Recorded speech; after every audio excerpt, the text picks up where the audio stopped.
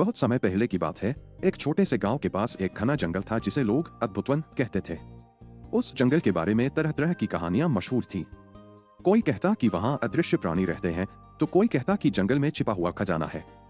लेकिन उन कहानियों में सबसे विचित्र कहानी थी एक रहस्यमयी दीपक की।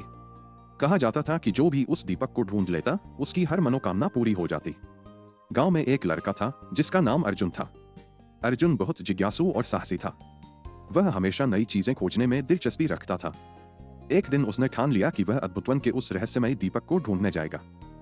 अर्जुन सूरज ढलने के बाद जंगल की ओर निकल पड़ा। अद्भुत वन घने पेड़ों और रहस्यमयी ध्वनियों से भरा हुआ था। अर्जुन को हर कदम पर अजीब अजीब आवाजें सुनाई देती, लेकिन उसका साहस डगमगाया नहीं। चलते चलते वह एक बड़े और चमकदार वृक्ष के पास पहुंचा। वह वृक्ष किसी साधारण पेड़ जैसा नहीं था। उसकी टहनियों से हल्की हल्की रोशनी निकल रही थी। अचानक उस वृक्ष के पास से एक बूढ़ा व्यक्ति प्रकट हुआ। उसकी आंखें गहरी और चमकदार थीं और वह मुस्कुराते हुए बोला, अर्जुन, मैं तुम्हारी प्रतीक्षा कर रहा था। अर्जुन ने थोड़ी देर सोचकर कहा, हाँ, मैं तैयार हूं। पहली परीक्षा थी डर पर विजय पाने की। रास्ते में उसे तरह तरह के डरावने दृश्य दिखाई दिए। दूसरी परीक्षा थी लालच पर काबू पाने की। रास्ते में उसे सोने चांदी और कीमती रत्नों से भरा एक खजाना दिखा। तीसरी और अंतिम परीक्षा थी सच्चाई की। एक जगह पर उसे उसकी मां और एक अजनबी बच्चे के बीच चुनाव करने को कहा गया।